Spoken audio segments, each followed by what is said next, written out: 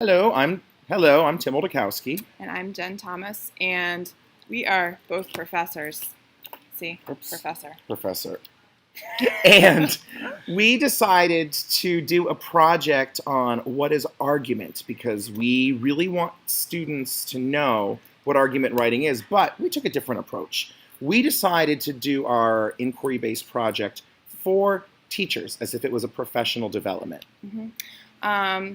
So I think that in my line of work as a librarian, I see the need for teacher education being just as important, if not more important, than the student piece.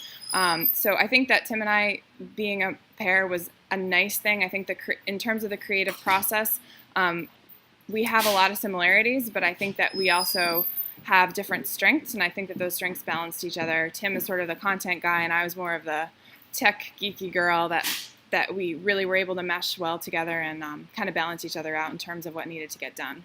Absolutely. And our creative process, she is a wealth of information on tools. I thought I knew digital tools and knew things that we could use. And she was just like, blend space, let's try this and throw in more things in Pinterest. We have a little more technology than I was expecting, but I love that because now I can look at all these sources. And that was part of the creative process because she would think, how could we put this together? Instead of typing text in, she would use Haiku Deck or something like that. So our creative process just kind of went back and forth with each of us just sharing ideas and just jumping on, and it was really exciting to look over her shoulder and see what she was using a lot of the time. And it was less planned out than it was just sort of fell into place and it was very of recursive, organic. back and forth, back and forth. We talked a lot. I think one thing I learned about myself is that I really like to talk things out before I do them because I don't know whether it's because I second guess myself or whether I want to make sure we're both on the same page before I start doing something.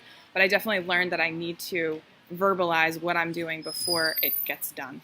And something that I really learned is don't get overwhelmed. Look at the tool, take 2 minutes, look it over, watch a video, look at a tutorial, or just sit back and watch because usually I want to jump and try putting things in. And I really didn't physically put the tools together, but I watched and I learned a lot, which was nice. So we really balanced well. Yeah, definitely.